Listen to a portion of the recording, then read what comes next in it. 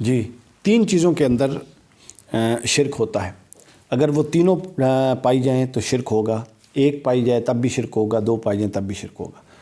اچھا، اگر وہ 3 چیزیں نہیں ہیں تو کوئی الٹا لٹک جائے، سب کچھ ہو سکتا ہے، اس کو آپ گمراہ، بے دین، فاسق کچھ بھی کہہ سکتے ہیں، لیکن اس کے بارے میں شرک کا قول نہیں کیا جا سکتا. پہلی چیز ہے، اگر کوئی شخص اللہ کے علاوہ کسی کو لائق عبادت سمجھے.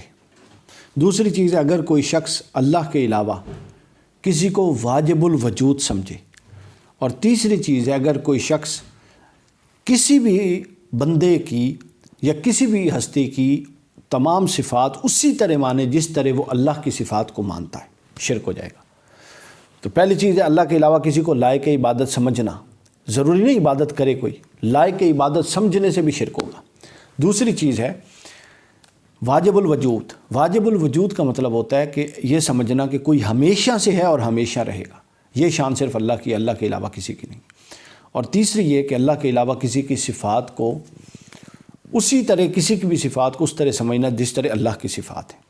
یہ جو تیسرا حصہ ہے یہ ذرا غور طلب ہے.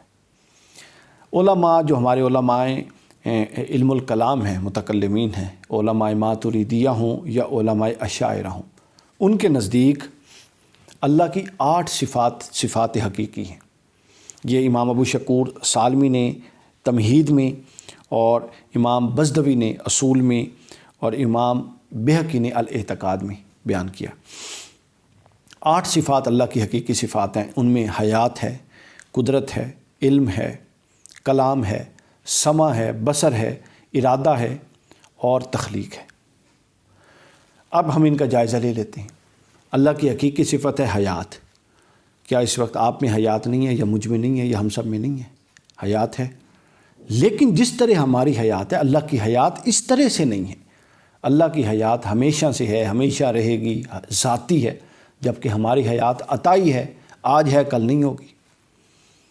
قرآن مجید میں اس میں بالکل اس کی وضاحت ہے کہ اللہ کی تو حیات ہے ہی صحیح. بندے کی حیات کے لیے قرآن کہتا ہے سورہ آل عمران آیت نمبر 39، وَرَسُولًا إِلَىٰ بَنِي إِسْرَائِيلَ أَنِّي قَدْ جِئْتُكَ بِآيَاتٍ مِّن رَبِّكَ أَنِّي أَخْلُقُ لَكُم مِّنَ الطَّيْرِ كَهَيْئَةِ الطَّيْرِ أَنِّي أَخْلُقُ مِنَ الطِّينِ كَهَيْئَةِ الطَّيْرِ فَانفُخُوا فِيهِ فَيَكُونَ الطَّيْرَ بِإِذْنِ اللَّهِ، کہ میں ایک مٹی کا پتلا بناؤں گا، اس میں پھونک ڈالوں گا اور اس میں حیات آ جائے گی، وہ اڑنے لگ جائے گا.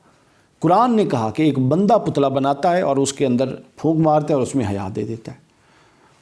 تو کیا بندہ بھی حیات دینے والا ہوا، اللہ بھی حیات دینے والا ہوا، لیکن برابر نہیں ہو سکتے. بندہ جو حیات دے رہا ہے، جو حضرت عیسیٰ علیہ السلام کا یہاں ذکر ہے، وہ عطائی ہے، وہ صلاحیت اور وہ اہلیت عطائی ہے، اللہ کی ذاتی ہے. یہ پہلا حصہ. دوسرا حصہ اس میں یہ ہے، قدرت کو لے لیجیے. اللہ کی قدرت ہے، اللہ کی صفت ہے. کیا آپ میں اور مجھ میں قدرت نہیں ہے؟ اس سے تو شرک ہو گیا جناب. جس طرح آپ آج کل گلیوں میں، بازاروں میں شرک ہوتا ہے، یہ بھی کام شرک، یہ بھی کام شرک. تو علمی بنیادیں نہیں پختہ ہوتی ہیں اور ہر کام کو شرک کہہ دیتے ہیں. تو اللہ میں بھی قدرت ہے، اللہ نے بندے میں قدرت دی ہے. اس کا مثال دیکھیے، سورہ نمل آیت نمبر 38 سے 40 تک پورا واقعہ ہے کہ حضرت سلیمان علیہ السلام نے ایک شخص سے کہا کہ ملکہ بلقیس کا تخت اٹھا کے لے آؤ. یہ خواہش کا اظہار کیا. ایک جن نے کہا کہ میں جا کے لاتا ہوں. کتنی دیر میں لاتا ہوں؟ قبل ان تقوم من مقامک، آپ اس مقام سے اٹھیں گے نہیں، میں تخت لے کے آ جاؤں گا. انہوں نے کہا نہیں، مجھے اس سے بھی پہلے چاہیے. تو پھر قال الذی عندہ علم من الکتاب، تو پھر ان میں سے ایک شخص جس کے پاس کتاب کا علم تھا، اس نے کہا انا آتیک، میں لے کے آتا ہوں، بہی قبل ان یرتد الیک طرفک، اتنی دیر میں کہ آپ پلک جھپکیں گے اور تخت یہاں پہ ہوگا. تو یہ قدرت کے بغیر ہو گیا، قدرت سے ہوا. لیکن کیا ہوا؟ وہ قدرت اللہ کی عطائی تھی اور اللہ کی قدرت ذاتی ہے. کچھ عرصہ پہلے مجھے بڑا افسوس ہے، اپنا جو ہمارے ہیں علی مرزا صاحب، یہ آیت ان کے سامنے کسی نے پیش کی اور اس پر اولیاء کی قدرت پر، چونکہ یہ ولی تھے نا، حضرت سلیمان کی قوم کے ولی تھے، اولیاء کی قدرت پر استدلال کرنا چاہا. انہوں نے پتہ کیا جواب دیا؟ انہوں نے کہا لو، اگر یہ آیتیں بابے پہ فٹ کرنی ہے، بابوں پہ جو ان کی خاص ٹرم ہے، بابوں پہ فٹ کرنی ہے، تو پھر ان سے کہو، بابے سے کہیں جو انٹرنیٹ پہ دین کے خلاف مواد پڑا ہے اس کو اڑا دیں. آپ پتہ کیا ہوتا ہے، جب بندہ ایک خاص پیراڈائم کا بن جاتا ہے نا، یہی جو علی مرزا صاحب دوسروں پہ اعتراض کرتے ہیں، یہی ان کے اوپر وارد ہوتا ہے. وہ کہتے ہیں بریلوی اپنے حصار سے نہیں نکلتے، فلاں اپنے حصار سے نہیں نکلتے، یعنی انہوں نے بھی وہی کام کیا جو ان کا اعتراض ہے کہ بریلوی اور دیوبندی کرتے ہیں، کہ اپنے عقیدے کے دفاع کے لیے آیتوں کو اور احادیث کو بدل دیتے ہیں، توڑ موڑ دیتے ہیں۔ اس میں بالکل صریحتاً کرامت ہے اللہ کے ولی کی، حضرت سلیمان کی امت کا ولی، اور انہوں نے یہ عجیب قیاس مع الفارق، یعنی اس سے بڑی بیوقوفانہ اور جاہلانہ بات کوئی نہیں ہو سکتی کہ بابوں سے کہیں کہ اڑا دیں، کمال کی بات ہے۔ پھر تو اعتراض کرنا ہے تو بندہ کہے وہ چونکہ اللہ کے دین کے خلاف ہے تو یہ تو مطلب اللہ کی شان کے خلاف ہو گیا، اللہ چاہے تو اڑا دے، اللہ نہیں اڑا رہا، لہٰذا اگر کوئی کہے میں اللہ کو اس لیے نہیں مانتا کہ انٹرنیٹ تو مواد اڑا دے، ہے کوئی بات کرنے والی؟ مثلا اگر کوئی یہ کہے کہ ہر دور میں اگر اللہ اتنا معاذ اللہ طاقتور ہوتا تو ہر دور میں آدھی سے زیادہ انسانیت خود اللہ کی منکر رہی ہے، تو کیا یہ اللہ کے معاذ اللہ باطل ہونے کی دلیل ہوگی؟ مطلب جب آپ ایک خاص پیراڈائم میں آ جاتا ہے نا بندہ، اس سے باہر وہ بریلوی ہو، وہ دیوبندی ہو، وہ علی مرزا ہو، جو بھی ہو وہ نہیں نکلتا۔ تو اس میں بالکل صراحت کے ساتھ اس کی قدرت کا ذکر ہے۔ پھر علم پہ آ جائیے، اللہ کا علم ہے، علی کل شیء قدیر۔ اب انسان کا علم دیکھ لیجئے، قرآن مجید کہتا ہے وَأُنَبِّئُكُم بِمَا تَأْكُلُونَ وَمَا تَدَّخِرُونَ فِي بُيُوتِكُمْ۔ اللہ کے بندے نے کہا، سورہ آل عمران آیت نمبر 39، میں تمہیں بتاتا ہوں کہ اے بندوں تم گھر میں کھا کر کے آئے ہو اور بچا کر کیا رکھ کے آئے ہو۔ یہ علم کے بغیر ہو سکتا ہے، لیکن یہ علم عطائی ہوگا، اللہ کا علم ذاتی ہوگا اور کوئی شرک کا شائبہ نہیں۔ اس کے بعد کلام، اللہ بھی کلام فرماتے ہیں، میں بھی کلام کر رہا ہوں، آپ بھی کلام کرتے ہیں، اور خود قرآن نے کہا منہم من کلم اللہ ورفع بعضهم درجات، تیسرے پارے کی پہلی آیت، کہ اللہ کے بندوں میں سے، نبیوں میں سے کچھ ایسے بھی ہیں جو اللہ سے کلام کرتے ہیں، صفت کلام کا بیان ہوا، لیکن ان کا کلام کی صفت عطائی ہے، اللہ کی ذاتی ہے۔ اسی طرح ارادہ ہے، اسی طرح سمع اور بصر ہے، سننا اور دیکھنا۔ قرآن مجید سورہ نمل آیت نمبر 18 اور 19، حضرت سلیمان علیہ السلام ایک لشکر کے ساتھ ایک وادی میں داخل ہوئے، چونٹیاں وہاں پہ بہت زیادہ تھیں، تو ایک چونٹی نے دوسری سے کہا کہ کہیں سلیمان علیہ السلام ہمیں رونتے نہ جائیں، اپنے غار میں جاؤ، واپس جاؤ۔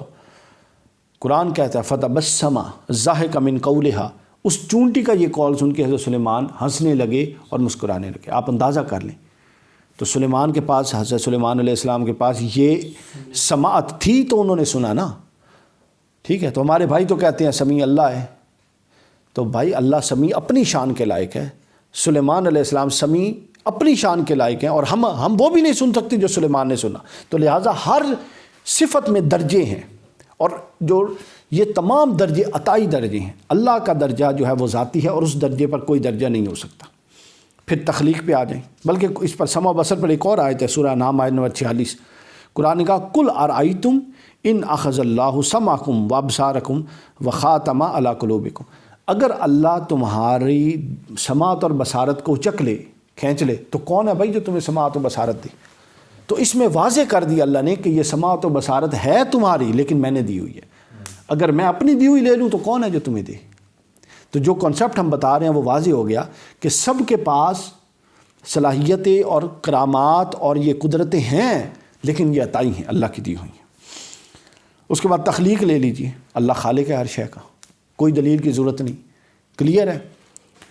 سورہ آل عمران آیت نمبر 39، رسولا الی بنی اسرائیل انی قد جئتک بآیات، جو میں نے پہلے بھی بتائی، انی اخلق لکم من الطین کہیئۃ الطیر، میں ایک مٹی سے پرندہ نما کچھ بناؤں گا پتلا، اس میں پھونک ماروں گا وہ اڑ جائے گا، تو تخلیق ہو گیا۔ تو کیا اس حساب سے پھر وہ سچے ہیں جو حضرت عیسیٰ علیہ السلام کو خدا مانتے ہیں؟ معاذ اللہ، بھائی یہ ان کا عطائی کا عمل ہے جو اللہ کی قدرت سے وہ کر رہے ہیں، باذن اللہ آگے ہے، یعنی اللہ کے اذن سے کر رہے ہیں، اگر اذن الہی چھن جائے تو وہ نہیں کر سکتے۔ اسی طرح ارادہ ہے۔ تو گویا شرک کا کانسیپٹ یہ ہے کہ اگر بندے کی صفات، بندہ ان صفات کو جو اللہ کی صفات ہیں وہ اسی درجے میں رکھے اور بندے کی صفات کو عطائی تصور کرے، تو پھر کہیں شرک واقع نہیں ہوتا۔ شرک وہاں واقع ہوتا ہے جہاں اللہ کے علاوہ کسی کو لائق عبادت مانا جائے، جہاں اللہ کے علاوہ کسی کو واجب الوجود مانا جائے، اور جہاں اللہ کی صفات کسی بندے کی صفات میں من و عن اسی سطح اور اسی درجے کی مانی جائیں جو کہ اللہ کی ہیں، یہ شرک الحق ہوتا ہے۔ اس کے علاوہ شرک الحق نہیں ہوتا۔